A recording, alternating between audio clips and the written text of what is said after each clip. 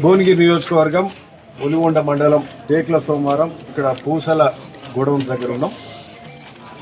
సరే, ఈసారి మరి వడ్ల కొనుగోలు గత 4 పంటలు సాఫీగా జరిగినప్పటికీ ఈసారి అత్యధిక పంట రావడం, మరి అట్లనే కేంద్రము గత 2 పంటల వడ్లను సిఎంఆర్ ఏదైతే బియ్యము రైస్ రా రైస్ ఆర్డర్ పెట్టక ఆ వడ్లు అట్లనే నిల్వ అట్లనే పేరుకొని పోయి మిల్లులల్లా, మరి 3వ పంట కూడా వచ్చే వరకు మిల్లులల్లో కూడా అక్కడ వర్తకులు కొనాలంటే వాళ్ళకు కూడా ఇబ్బంది ఉంది.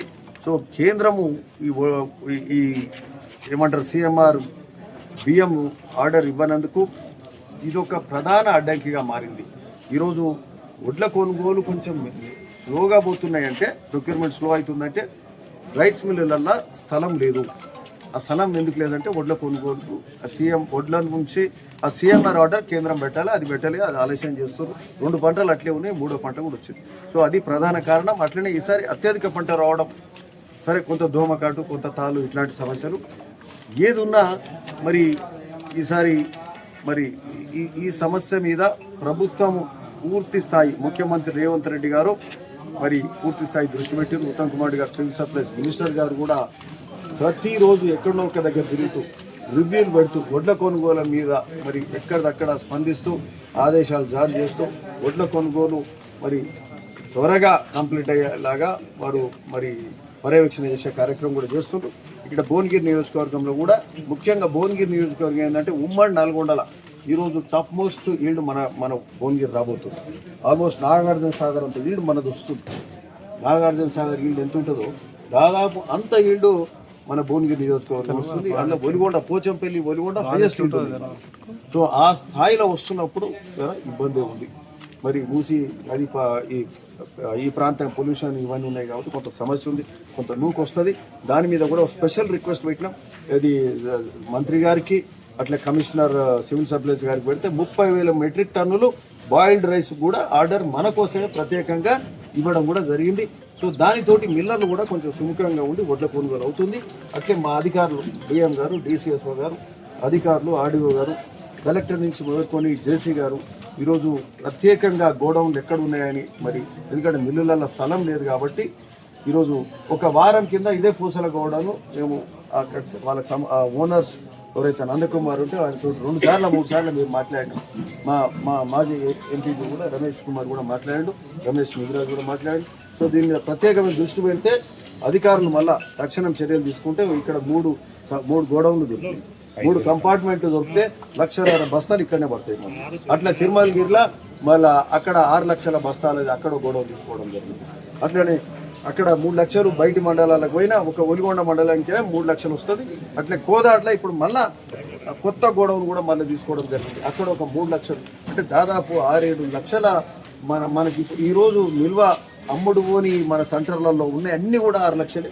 సో 6 లక్షల కంటే ఎక్కువ కూడా మనం స్థలము ఈరోజు అన్ని మిల్స్లలో అంతటా చూసుకున్నాం. అట్లే వరంగల్ దిక్కు కూడా మనము ఎంత దాదాపు 25,000 మెట్రిక్ టన్నులకు సంబంధించి గోడౌన్స్ కానీ ఇతరత్ర మిల్స్ కానీ వాటిని కూడా కేటాయింపు అడిగినాం. మరి సివిల్ సప్లైస్ కమిషనర్ గారు కేటాయించడం కూడా జరిగింది. సరే, ఏది ఉన్నా మరి త్వరగతిన వడ్ల కొనుగోలు మీద అధికారులు మేము అందరం కలిసి పనిచేస్తున్నాం. ఈసారి ఇంకొక కారణం ఏంటంటే హమాలీలు కూడా లేక కొంత ఇబ్బంది పడడం జరిగింది. వెస్ట్ బెంగాల్ ఎలక్షన్స్ అయితే అక్కడ సర్ అనేది కానీ ఏదైతే special intensive revision of polls ఉన్నదో అది అక్కడ పోయిన వాళ్ళు త్వరగా మళ్ళీ రాకపోవడం, అక్కడ కూడా గోధుమ పంట కానీ ఇతరత్ర పంటలు అక్కడ ఎక్కువ పండుతున్నాయి ఈ మధ్యకాలం. సో వాళ్ళు రాక కొంత హమాలీ ప్రాబ్లం కూడా అయింది, పంట ఎక్కువ వచ్చింది. సో ఇది ప్రధాన సమస్యగా మారింది. అయినా కూడా దీన్ని దాటుకొని ఈరోజు వడ్ల కొనుగోలు త్వరగతిన కంప్లీట్ చేసే కార్యక్రమం మేము చేస్తున్నాం. ఈ వచ్చే 10వ తారీఖు లోపల, ఎందుకంటే వానలు వస్తున్నాయి, వర్షాకాలం 8వ తారీఖు వరకు మృగశిర కార్తీ మరి వానలు మొదలైతాయి కాబట్టి వడ్ల కొనుగోలు మరి ఆ లోపల మ్యాక్సిమం 10 లోపల వడ్ల కొనుగోలు అయ్యేలాగా ఇక్కడ చర్యలు చేపడతా ఉన్నాం. సరే, ఇదొక అంశం. మరి రైతుల పక్షపాతిగా మరి కాంగ్రెస్ ప్రభుత్వం ప్రజాపాలన ఉంటే నాడు వైఎస్ఆర్ హయాం నుంచి మొదలు పెడితే ఈరోజు రేవంత్ రెడ్డి గారి ప్రభుత్వం వరకు కూడా కాంగ్రెస్ ప్రభుత్వం అంటేనే రైతుల పక్షపాతం. రైతులకు ఉచిత కరెంట్ ఇచ్చిందంటే కాంగ్రెసే. నాడు దేశంలో ఎవరు ఇవ్వలే, కాంగ్రెస్ మరి కాంగ్రెస్ పాలన వైఎస్ఆర్ హయాంలో ఉచిత కరెంట్ మేము మొదలుపెట్టాం. మరి వాళ్ళే ఈరోజు బీఆర్ఎస్ అడ్డగోలు మాటలు మాట్లాడుతుంది. బీఆర్ఎస్ మరి హరీష్ రావు కేటీఆర్ ఏం మాట్లాడుతుండ్రు? మీరు చేసిన ఘనకార్యం ఏంది? మీరు 2016లోనే దాదాపు 26,000 స్మార్ట్ మీటర్లు పెట్టిండ్రు. రైతులకు మీటర్లు పెట్టే కార్యక్రమం చేసి రైతులు ప్రొటెస్ట్ చేస్తే ఇక ఇది పెడితే బాగుండదు, మనకు ఓట్లు వేయటట్లేవు అని చెప్పి ఆ రోజు మీరు బంద్ పెట్టుకొని, బట్ మొదలుపెట్టింది మీరు 2016-17 ప్రాంతంలో కేంద్రం చెప్పినట్టుని మీరు ఆ మీటర్లు పెట్టే కార్యక్రమం ఆ రోజు స్మార్ట్ మీటర్లు మీరు పెడితే, మేము మీటర్లు పెట్టకముందే మేము ఏం చేయకముందే ఏదో మరి కేంద్రానికి తలొగ్గినరు, స్మార్ట్ మీటర్లు పెడుతున్నారని అడగోలు మాటలు మాట్లాడే కార్యక్రమం ఈరోజు మరి హరీష్ రావు కేటీఆర్ చేస్తున్నారు. మీరు స్మార్ట్ మీటర్లు పెట్టారు, మేం కాదు. మా ముఖ్యమంత్రి గారు చెప్పారు, మేము మీటర్లు పెట్టే ముచ్చటే లేదు, స్మార్ట్ మీటర్ ఏది పెట్టము, కాకపోతే ఓ రెగ్యులేటరీ అథారిటీ ద్వారా హియరింగ్ పెట్టి డిఫరెంట్ డిస్కామ్లను పెడుతూ వ్యవసాయానికి కానీ అట్లే ప్రభుత్వ యంత్రాంగాలకు సంబంధించి కానీ సపరేట్ డిస్కమ్ పెడితే ఒక జవాబుదారీతనం ఉంటుంది దీనికి. ఎందుకంటే చౌక విద్యుత్ ఇవ్వాల్సి వస్తుంది, ఇక్కడ తక్కువ ధర విద్యుత్ ఇక్కడ ఇవ్వాల్సి వస్తుంది. కాబట్టి దీనికి ఎంత అవసరమో ఏంది లెక్క పత్రం అనేది కూడా సరిగ్గా ఉంటుందని చెప్పి ఒక సపరేట్ డిస్కమ్ పెట్టే కార్యక్రమం చేస్తున్నారు. దాని మీద రాద్ధాంతం చేస్తూ మీరు స్మార్ట్ మీటర్లు పెడతారు, అది పెడతారని అడవులు మాటలు మాట్లాడుతూ స్మార్ట్ మీటర్లు మీరు పెట్టినరు.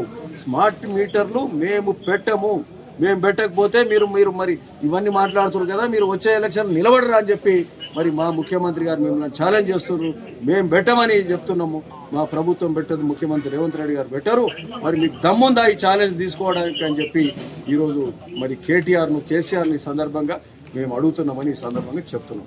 ఓకే, ఎప్పుడు కూడా రైతు పక్షపాతిగానే కాంగ్రెస్ ప్రభుత్వం ఉంటుందని చెప్పి ఈ సందర్భంగా చెప్తున్నాం. Thank you.